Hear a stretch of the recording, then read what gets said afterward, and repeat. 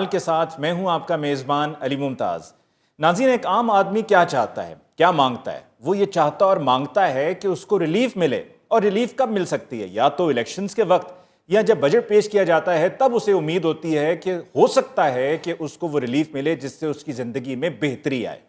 आइए चलते हैं म्यूज़िक एकेडमी और वहाँ पर चलकर मालूम करते हैं कि सुरीले खान साहब और उनके साथियों को इस बजट के बाद कुछ तसल्ली मिली है या नहीं। गोरे रंग ते दुपट्टियां दी छां करके,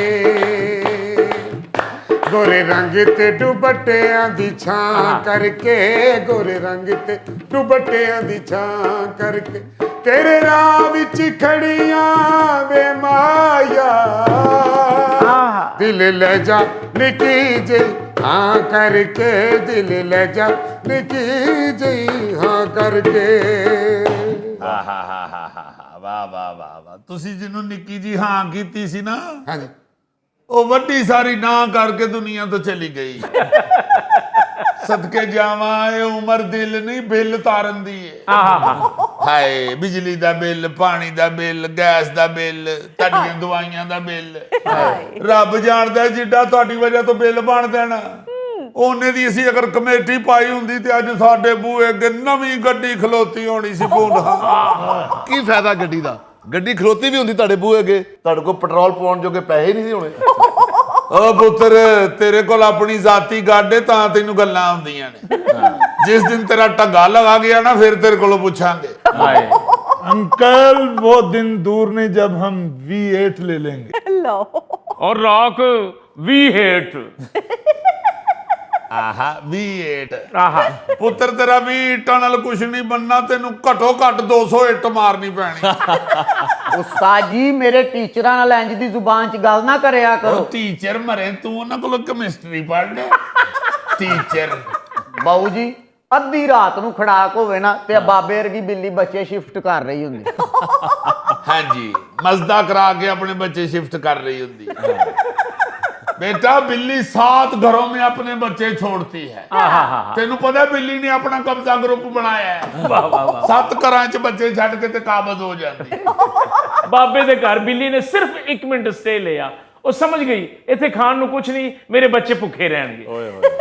और जान लगे कह के गई, हम इस घर में 1 मिनट नहीं ठहरेंगे। मैं ते सुनिया हुण उल्टा बिल्ली हर जुमेरात ਨੂੰ ਬਾਬਾ ਜੀ ਨੂੰ ਲੈਗ ਪੀਸ ਲਿਆ ਕੇ ਦਿੰਦੀ। ਮਰੋ, ਤੁਹਾਡੀ ਦਾਦੀ ਆ ਬਿਸ਼ਤਣ, ਉਹ ਬਿੱਲੀ ਦੇ ਰੂਪ ਚ ਆਉਂਦੀ, ਮੇਰਾ ਖਿਆਲ ਰੱਖਦੀ ਆ। ਔਰ ਉਸਤਾਦ ਜੀ, ਜਾਂਦੇ ਆ ਉਹ ਕੰਧ ਦੇ ਉੱਤੇ ਆਪਣੀ ਪੂਛਲ ਨਾਲ ਲਿਖ ਕੇ ਗਈ ਹੈ, ਹਮ ਬਾਬੇ का ਬਾਈਕਾਟ करते हैं। ਸ਼ੌਕਿਓ, ਜਿੰਨੀ ਤੁਹਾਡੀ ਬਿੱਲੀ ਤੇ ਰਿਸਰਚ ਹੈ ਨਾ, ਇੰਨਾ ਮਿਊਜ਼ੀਕਲ ਧਿਆਨ ਦਿੰਦੇ ਤੇ ਅੱਜ ਤੁਹਾਡਾ ਘੱਟੋ ਘੱਟ ਮਰਾਤਬ ਅਲੀ ਜਿੰਨਾ ਨਾ ਹੋਣਾ ਸੀ। वो अमीर है तो होंगे, मैं गरीब हूँ तो क्या है, वो महल बना रहे हैं, वो महल बना रहे हैं, मेरी झोपड़ी के पीछे ये सिला मिला है मुझको, तेरी दोस्ती के पीछे। देखो ना जरा, सिर्फ प्लाट सस्ता लैन वास्ते अपना फ्रंट मरवा लिया। उस्तादे मोहतरम, छड्डो महला नू, जिन्नी गर्मी पैण दी है इसे खोली च एसी लवाओ। जितनी चादर है ना उतने पांव फैलाओ।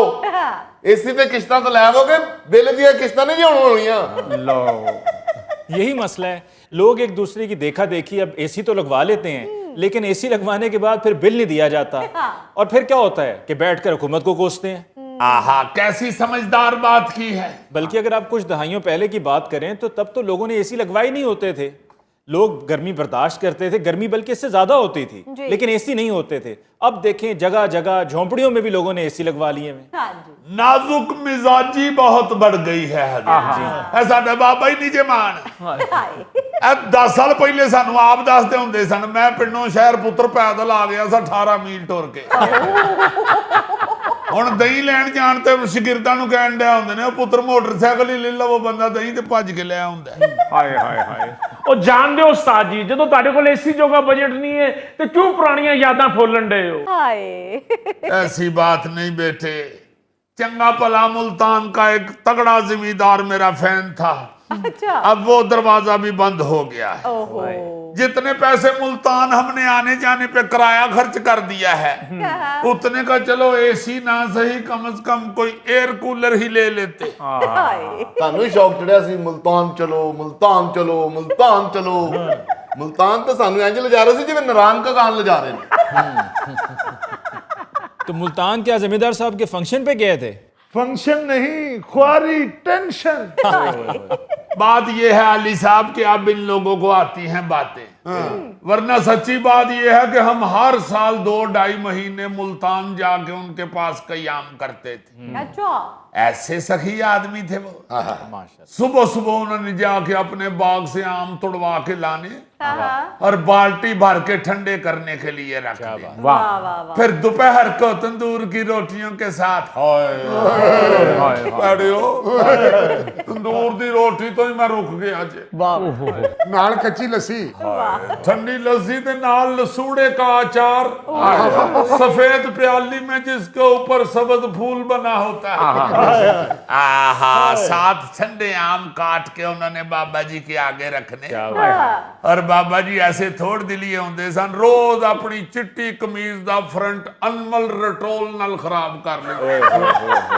ਆਏ ਲਸੂੜੇ ਨਾਲ ਰੋਟੀ ਖਾਣੀ, ਲਸੂੜਾ ਕਦੀ ਇੱਧਰ ਕਦੀ ਉੱਧਰ ਫੜ ਕੇ ਲਿਆਉਣਾ, ਕੀ ਜਾਂਦਾ। खान साहब शुरू में तो वो हमें आमों के बागों में ले जाते थे, फिर बाद में वो आम घर ही मंगवा लेते थे। हाँ जी, 1-2 दफा वो लेके गए हैं हमें बाग में। ਉੱਥੇ ਬਾਗ 'ਚ ਇਹੋ ਜਿਹਾ ਰੌਕ ਫਿਰੇ ਆਏ ਕਿ ਉਹਨਾਂ ਨੇ ਫਿਰ ਆਪਣੇ ਹਰ ਦੋਸਤ ਨੂੰ ਕਿਹਾ ਕਿ ਐਤਕੀ ਤੁਹਾਨੂੰ ਆਮ ਨਹੀਂ ਭੇਜ ਸਕਦੇ, ਸਾਡੀਆਂ ਫਸਲਾਂ 'ਚ ਰੌਕ ਫਿਰ ਗਿਆ।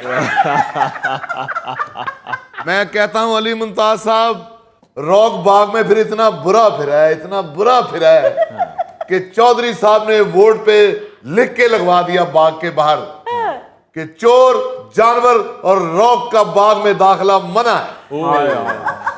ਮੈਂ ਨਾ ਜੀ ਫਿਰਨਾ ਕੀ ਸੀ, ਉਹਨਾਂ ਦੇ ਅਚਾਰੀ ਅੰਬ ਵੀ ਖਾ ਗਿਆ। तो इस दफा क्या हुआ जो मुल्तान जाने से महरूम रह गए? हम महरूम नहीं रहे, जिम्मेदार साहब मरहूम हो गए। ਸਾਨੂੰ ਪਤਾ ਹੀ ਨਹੀਂ ਸੀ, ਅਸੀਂ ਤੇ ਉਸੇ ਤਰ੍ਹਾਂ ਜ਼ੋਰੋ ਸ਼ੋਰ ਨਾਲ ਤਿਆਰੀਆਂ ਫੜੀਆਂ ਕਿ ਗਰਮੀਆਂ ਆ ਗਈਆਂ ਨੇ, ਚੱਲੀਏ ਮੁਲਤਾਨ। ਬਾਬਾ ਜੀ ਨੇ ਤੇ ਐਤਕੀ ਸੂਟ ਵੀ ਪੀਲੇ ਰੰਗ ਦਾ ਸਵਾਇਆ ਕਿ ਜਿੰਨਾ ਮਰਜ਼ੀ ਅੰਬ ਡਿੱਗੇ पता ना लगे। चूंकि हमेशा जब मुल्तान पहुंचते थे तो जिम्मेदार साहब जाते ही हमें बस का किराया दे देते थे कि आपने खर्चा किया है। उसी ज़हन के साथ हम एयर कंडीशन बस में सवार हुए हैं कि जाने किराया मिल ही जाना है। जब हवेली पहुंचे हैं, अच्छा।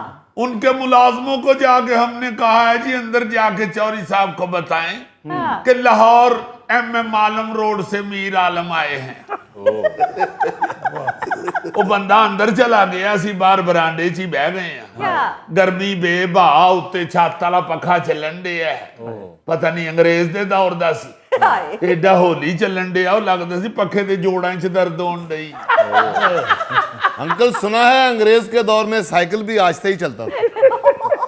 बस उत्थे ही बैठे हैं ते होर भी प्राहुणे आन लग पए ने। ਅਸੀਂ ਸਮਝਿਆ ਔਰ ਸਾਨੂੰ ਸੁਣਨ ਵਾਸਤੇ ਬੁਲਾਇਆ ਨੇ। ਬਹਿ